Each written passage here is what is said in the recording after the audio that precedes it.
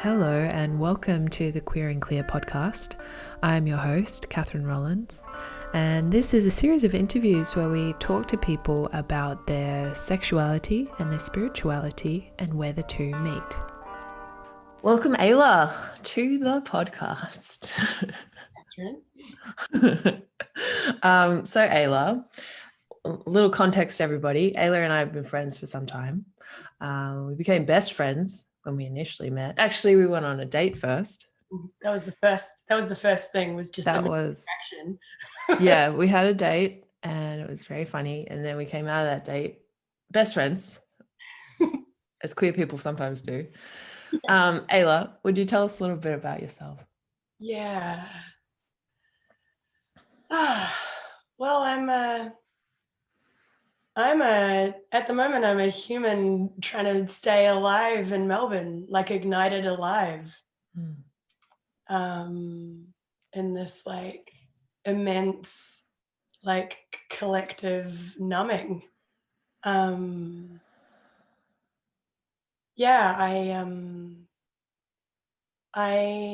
sort of see myself as a person that kind of occupies this like sentry point, like way out of way out the side. Like I'm like this distant like lighthouse doing this work in this far off place. And at the moment my work is that I manage a small not-for-profit NGO.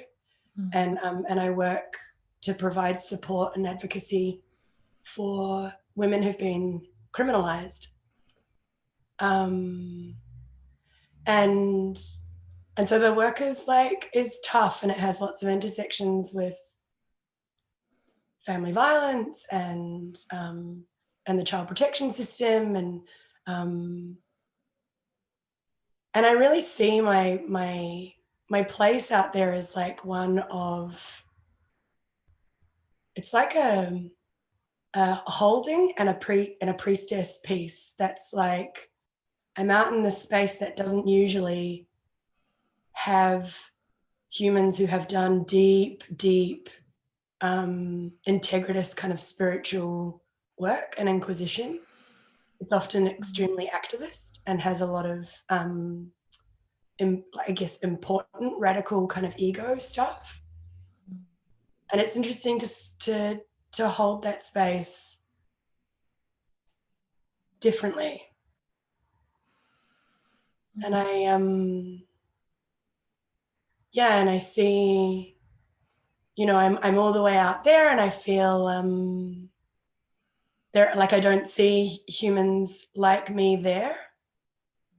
And then when I come back to like conscious community, like, spiritual babes, I don't always see people like me there either. So I have this like bridging sort of sentry self.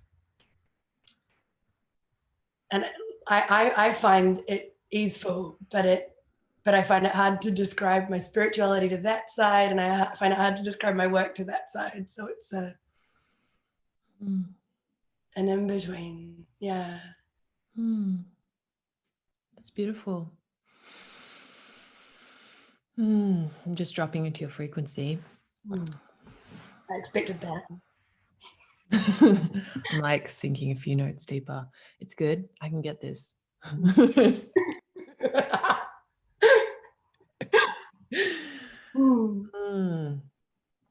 Yeah, stunning. So how did you get into that work? I've always been really called to work with people who are sort of the humans who experience multiple like levels of compounding vulnerability in society. Like there's a deep passion in me for equity, which is different to equality. And I've always been called to help work in these spaces that are where humans are impacted by what I see as unfair. And my work's kind of led me through, I studied public health and environmental science, and then like led infectious disease strategy for the NHS, and then worked in like refugee and migrant health and drug and alcohol services and population health planning. And now I find myself in this place, and I just find it like it's just so fucking fascinating, in recognizing that a part of my soul vibration and what I've been called to be in this life to do is a piece around service and alchemy of the collective feminine victim. And recognizing the way that I came in with that vibration. I came in through it. I burst through it into this like physical form, and then kind of collected it in a personal sense in my own journey, and now find myself in this place where my work is supporting a team of humans who are serving the ultimate feminine victim. And it's like, it's, whenever I talk about it, I get this sense of like vibrating courage behind me, where that's how I know it's true. And it sort of seems like a ridiculous magic, but a really deep alchemy. And it's through my own alchemy that I get to play this like service alchemy. And I've been in this organization for a year and a half, and I like, if I like let myself say it, like I believe I've transformed the team and the place and the vibration and what it is that we know that we're holding. Stunning. Thanks. I'm getting swept up over here.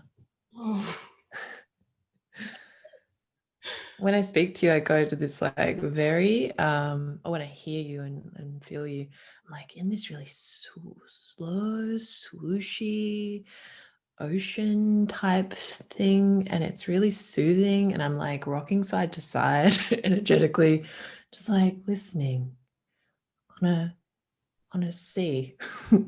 It's quite hypnotic. And and the work you're doing sounds amazing. Yeah, I'd love to hear more about, I guess for those, I know a bit about your spiritual journey, but for those listening, maybe you could explain a little bit more about, like you mentioned, the spiritual work that you've done and the frequency and things like that. Could you give some context to what you're speaking to there? Yeah. I always find it so interesting to try to describe this thing because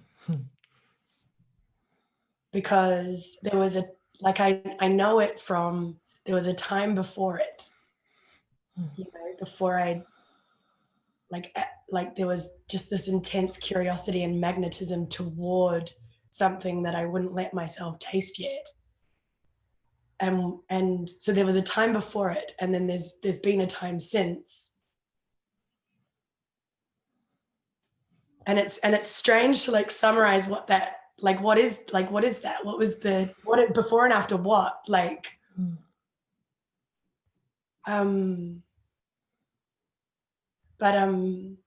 well, I had what I believe to be the most dramatic Saturn's return I have ever that I have ever conceived of. And I reckon that was where it began. And I have this sense of like I was sucked out of a 6-year, very mononormative, heteronormative, like white picket fence approaching, set up. We had a Labrador. We were saving for a house. And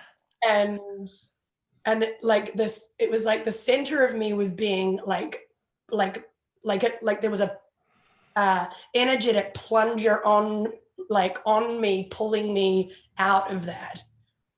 And I had no fucking idea why, or like where to, or what it wasn't.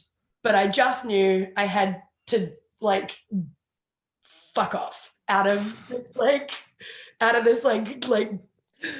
beautiful box, beautiful, sweet little, yeah. And and then I chose which pill to take, and and just like I suddenly like fell like bonkers in love with a woman, and I knew I couldn't be there anymore, and I and then I had an enormous accident and was really, really disabled and couldn't walk for a year and a half. And, this thing. And as soon as I could walk, I went to live in Borneo and I wrapped a box jellyfish around my leg. And the whole thing was this whole thing that was like this enormous recalibration and like horrific. Like, at the time, you just think the worst possible things are happening. And but it was in the year and a half that I was like could not walk and lying on my back, off my face on painkillers that I really needed, that I started searching for something more tangible, for like what felt right. And I found Tantra, and I found my first Tantric workshop, run by a human who you may know. Her name is Shani Marie, and it was actually one of her things that we met at. So yes, Shani Marie, the connector of all of us. Witch. And and something just like this thing kind of went, and the next 4 years, not in an easeful, graceful way, but I went through a bunch of clearing and a bunch of learning and seeking and community building and tribe recognition, and through this started to find my own resonance, and I guess I spent some time at a traditional tantric ashram in northern India studying tantric yoga.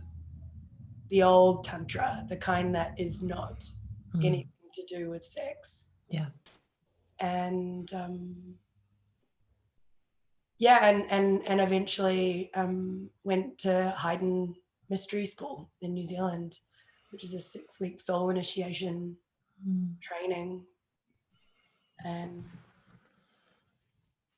I think like those words, those things kind of give us a bit of like context for the sort of hippie spiritual I am. Like, there you go. There's your like here's where she been, these are the people she talked to, this is the language we have. I think there's a lot of these words that we use that I'm really semi-conscious of it doing these kinds of podcasts, because I'm like, I'd love for people to understand who maybe haven't been immersed in these kinds of trainings and things like that. But I think when we're speaking, there's like a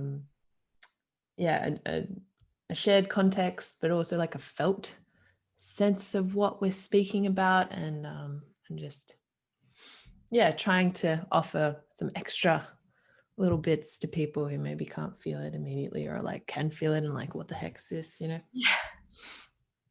That's the feeling I remember. That one, like, I can feel it and I don't know what the fuck this is.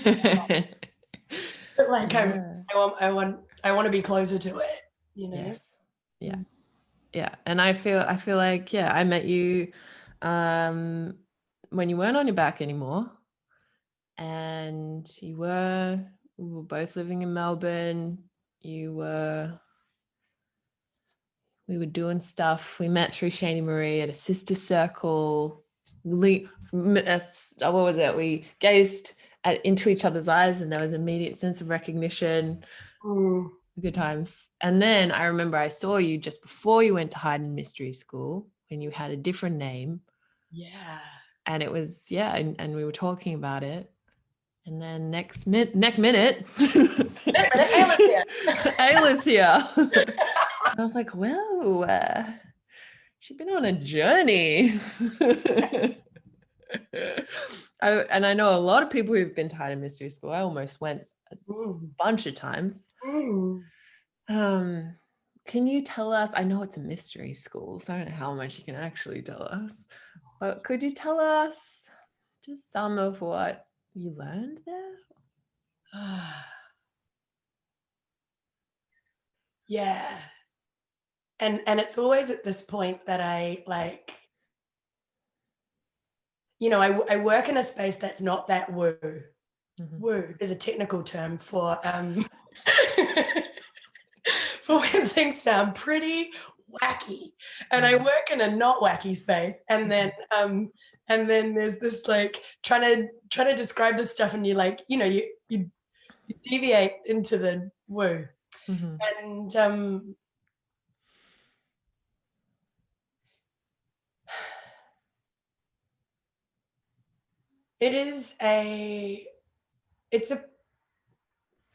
I start with this kind of chat, and then people go, yeah, but what is it? And like, what and I'll start with the what is it? And it's like, it's a 6-week immersive residential training that requires a level of work to have been done in order to be ready for it, because it will blow you apart. And there's a deep container with esoteric teaching, a consciousness kind of field, a level of like earth magic and ritual, and a real like willingness to pour ourselves through whatever the fuck it wants to emerge on its own accord. So it's an erasure of like the individual ego piece for the like collective evolution. That's the woo. My sense really is that it's a place that seems to tune up and clear out the illusion of the like human experience, and to allow the like truth of the like power of us as souls, and what it means when we like embark on something intentionally together and surrender to it, releasing what we think it is. And this truth emerges, and it is definitely that, like, there's nothing simple and beautiful about it. It's like, it's fucking gnarly, and there's an arrival to a center place that's like, I know my center, my alignment, and I know the love that's at the core of it, at the core of me, and the love that's at the core of me is not mine. It doesn't belong to me, and it's got nothing to do with me. And there's such a phenomenal freedom in that. And there's, Haydn has a magic in it too. And at the center of Haydn is the freedom stone. Freedom is at the center. And I was reflecting a little on, you sent me a couple of like prompt questions before we had this conversation. And I feel this piece around like freedom at the center.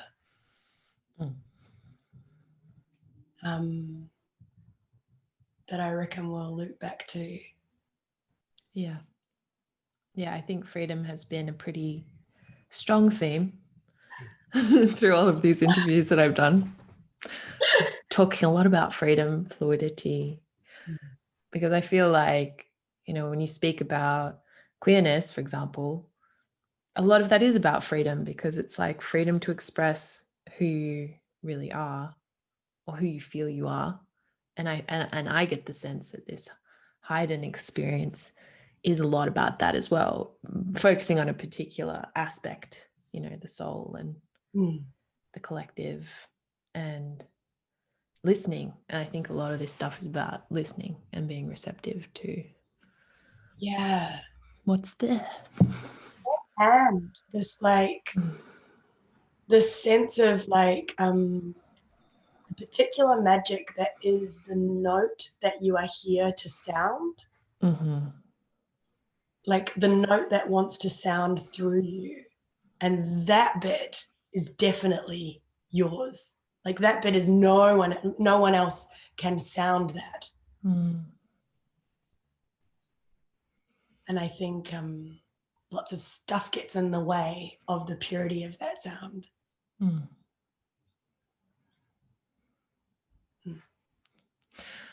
So how do you feel that this links into your sexuality / also, do you identify as queer? And what are your preferred pronouns, if any? Cool. That's a whole bunch of questions. Pick one. And if you need me to remind you, I will. Well, my preferred pronouns are she and her. And I was having a conversation with a beloved of mine here last night, and this person said, "How do you know?" Because their pronouns are a moving thing, and I said I know because I've never ever thought about it, and I think that's so. When people make an assumption and give me a she or a her, I don't have a maybe. I sometimes there are there are parts of me that it just feels very clear for me, and and that's a particular simplicity that I get to occupy.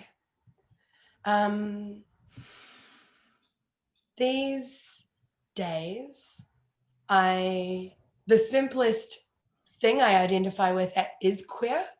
Identify as is queer. And I guess I kind of journeyed through a bunch of identities to arrive to back to this one. I think it feels the cleanest. And I think when I was a kid, as my sexuality just started to come online, I didn't sort of have a concept of gay, straight, queer, bi, and but I did. The first person I ever fell in love with was a girl person, and I reckon I was about 11, and I fell off my face in love, in the most beautiful 11-year-old way. And so I kind of thought I was as sexuality actually came online, I was I'm bisexual. This felt really cool in the late 90s. And yeah, and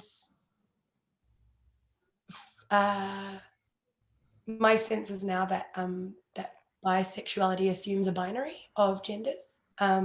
My sense is that it does. And my sense is that I don't want to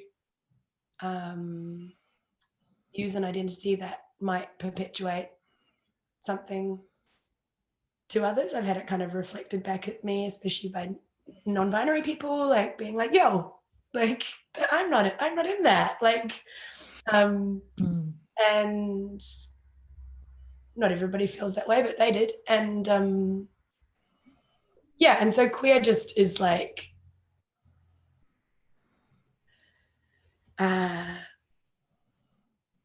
lets me like just occupy a kind of a fluid space that feels much more open than the others. Yeah. I forgot the rest of your question. No, that's good. That's perfect. Yeah, I mean, I feel the same way about the word queer. I like how expansive it is. It doesn't, it's a good word. No, it's such a good It word. starts with a Q. I know. It's got that whole thing going on. It's short. It's one syllable. Mm. It doesn't imply any kind of, it doesn't have the word sexual in it, which I also quite like. It doesn't have any of those like, hetero, homo, bi. What is a pan? I don't know. No. Whenever I think of the word pansexual, slight tangent, I just always like go on this. I don't know. Maybe the context I first learned it in had some sort of joke about a pan, like it was a fry pan. So every time I hear the word, I just still go on this mental journey of like, I think about a fry pan, and then I think about Pan the god. Then I think, and then I'm like, what does Pan mean? It's just a whole fucking journey. So anyway, the word queer, I'm doing okay hands. That sounds stunning. 11-year-old love, can I just say? Oh, I loved her so much. Oh my God, so sweet. I'm just imagining 11-year-old you. Like poetry and letters and like, just. Oh my God. I was talking to a friend about this the other day, actually, and I was sort of going through this process of like reclaiming that level, that kind of innocent, like pure, before you knew anything about anything kind of love. And he was saying to me, and I'm sure he won't mind me sharing, he was telling me about his first love and how he wrote her a love letter using connector pens, like colored pens. And I was like, that is so sweet. I was just like sitting in the front yard crying, listening to this person talk to me about their first love. And I was telling them about my first love. And it's just so stunning level of loving at that age. So what was your experience after that, that 11-year-old you? I know most people have some kind of like, interesting journey with their sexuality. Yeah. Well, I kind of feel like the next data point is around like 15, 14, 15, 16. And I'm, and by then I'm, by then I know everything. Plus. And also, I kind of became the girl at school that, like, I sort of got a bit of I was the only one identifying as something not straight. And so I was like the girl on girl party pash for like everyone. Like I was everyone like first, and for many humans only like lady pash, girl pash, Oh my God. And I got these eyes on this, like, it took a few years for it to like sink in, but I got these eyes on the performative nature of for me, what felt in retrospect like I was playing into someone else's gaze. Gaze, Gaze. Wish we were playing into someone else's gaze. Yeah. I think. I don't know if that one landed, but I'm gonna. Everyone, I was in my mind, I was spelling gaze in that context as Gays. Okay, yes. Anyway, continue. Yes. Oh, Mona, is that you? Don't joke.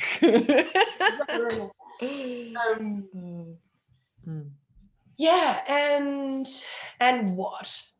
Boyfriends. Generally like boyfriends and like really deep loves with with women, and boyfriends and it went like that.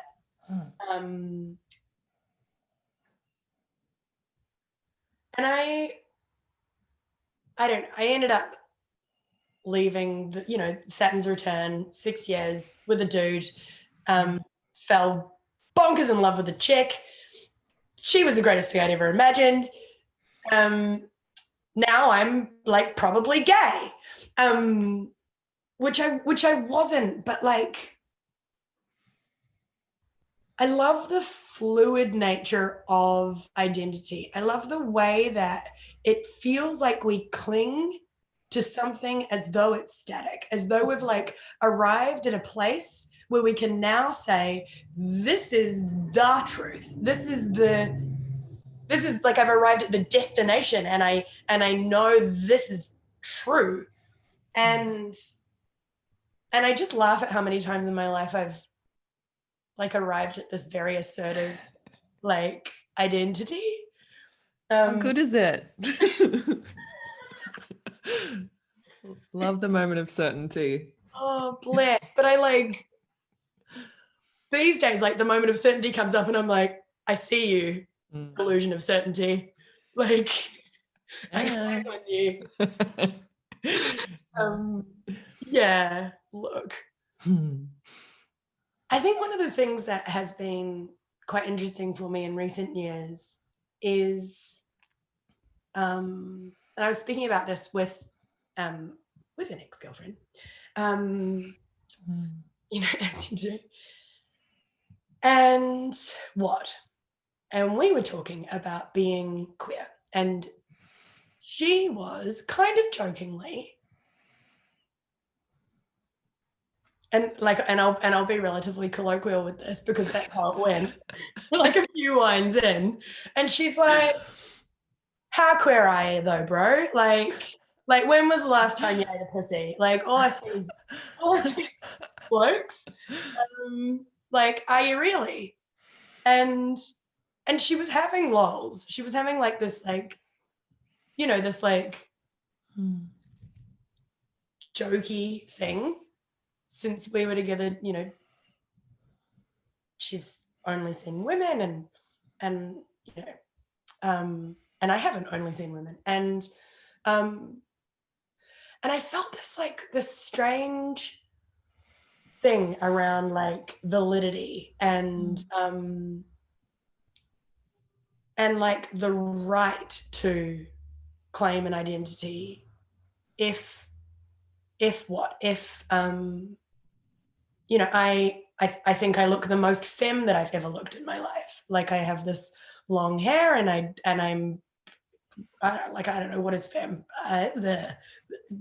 You're wearing a dress? I'm not right now, but like I do. Oh, I couldn't even tell. I can't see it from the waist down. And I don't want to like point my finger at the signpost and be like, those are the femme things, but I feel the most femme that I have before. And I feel this part of me that's like, oh, am I? She was joking, but you know how sometimes like something said in a joke like cues this thing where you suddenly have this, you turn this like mirror on yourself and you're like, not, or something. And I think something really interesting has happened for me, and it's I'm in my mid-30s, and like biologically my body thing is doing my flesh prison is wired right now to try to find the impregnator to my not impregnated womb, and that has an impact on, for me, I am feeling that as having an impact on my like attraction, and where that's kind of naturally falling, where I'm finding myself seeking sexual relationships, and it's weird because they are straighter. Like I feel femmer than I ever have, and my relationships look straighter. And so when you approached me for this like queer and clear podcast, I was like, oh, Mm. like it was interesting to feel myself still visible as a queer person. And I don't really have like I was going to say I don't really have a resolution sentence to that inquiry, apart from the fact that, like, you know, even if I never slept with a female-bodied person ever again in my entire life, I'm still queer. If I'm saying I'm queer, I'm queer. Even if I never have sex with anybody ever again, and I'm like, and I say I'm whatever, I'm still whatever. You know, like all of it is true, and this connection between like what we do with our body parts and you know, and sexual energy, like what we do with it versus how we sense its truth to be, like those two things are like can be deeply related, and also absolutely don't have to be. Yeah. I'm pondering as you're speaking, I'm like, I feel like there's two uses for these kinds of identifications or labels. And even as you were speaking about like the indicators of feminist, I was like, part of that for me is about communication. And I think it's like the one use of a label is to let people know, like to communicate your preferences in a swift, one-worded statement. And then on the other hand, there's this aspect to identity that's just about like trying things on yourself and finding that harmony. For me, it's all about like frequency and energy, because that's kind of how I perceive things, right? It's like, how does the word feel on me? And if it brings me pleasure or joy to try it on, then I'm going to keep it just for me and no one else. But then also there's this element of like, oh, hey guys, I am queer, I am gay, and that's more sometimes about just letting people know what's up. Yeah. Yeah.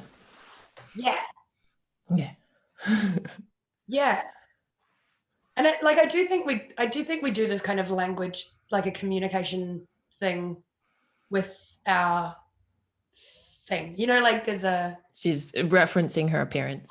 Appearance. Thank you. Yeah for those listening. You know, there's like I really like having really hairy pits. I like my pits to be super hairy, and I just think they feel delightful, and I think they look fucking hot. And when I see lady babes with hairy pits, I'm like, yeah, you look fucking great. And I also, you know, and it's a signaling thing. It's a thing that like for some reason says I'm like in me I don't conform to the like male gaze adhering like infantilization of women's bodies, blah blah blah blah blah, you know.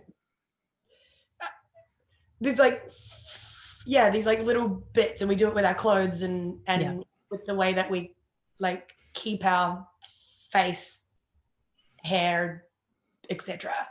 And some of it's about rebellion, and some of it's about assertion, and some of it's about individuality, and comfort, and like sensuality and beauty. Sometimes convenience.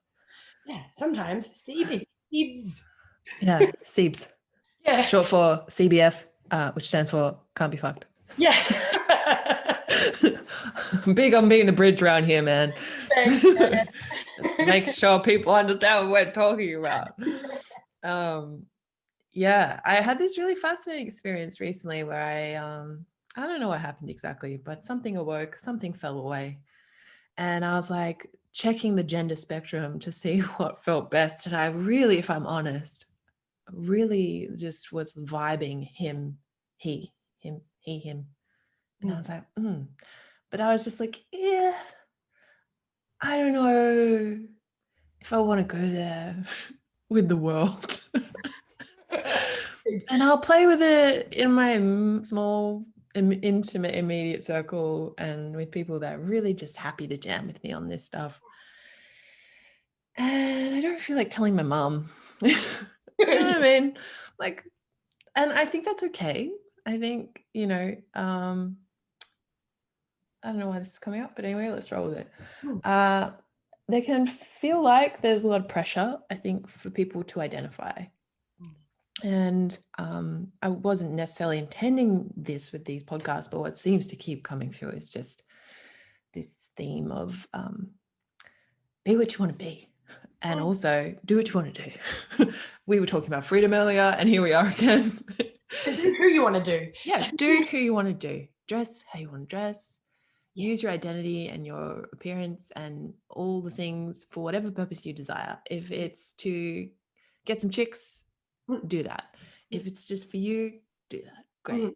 That felt important to say. And there you go, everyone. Do you. In conclusion, do you. Podcast complete. You know, I agree completely. And I think you know, you pull these threads and you're like, and at different times, I think the ultimate question is like, what makes me come alive, right? Like, yes. which when I pull these certain threads, where's this like part that's like all recognition, vibration, aliveness, and you know, and you did this blowing this thing open and went that's like it felt fun and exciting. Yeah. Alive. That's a great place to leave it. Alive, everyone. Alive. Feel that. Feel it. What feels most alive to you? I have this great microphone, everyone. I just thought I'd let you know. It's really fun. You can do like all kinds of little ASMR type things. Anyway, Ayla Hope. Yes, Catherine. Such a good name. I like to say it in full. If people want to see more of you, where can they do that? In my bedroom. Pop round for a cup of tea. Pop round, wear a mask. We've got Sandy at the door. No. I have an Instagram. It has varying degrees of aliveness. Pop around there. I'll include these links. In the space that links go. Yeah. Yeah. And then who knows, you said, where can people find you? And I think that's exactly the inquiry, the stone I am standing on right now. And and that's like one of those statements that has a ... after it. And I'm not trying to be clever. Like genuinely up. The anticipation is alive. It's real. Stay tuned, everyone. Follow Ayla on Instagram and stay tuned. That seems to be the message here. Thank you so much. This has been such a beautiful conversation, and I love speaking with you. Yeah, I love it too. Can't wait to see you in the IRLs. Same. Let's do that. Okay.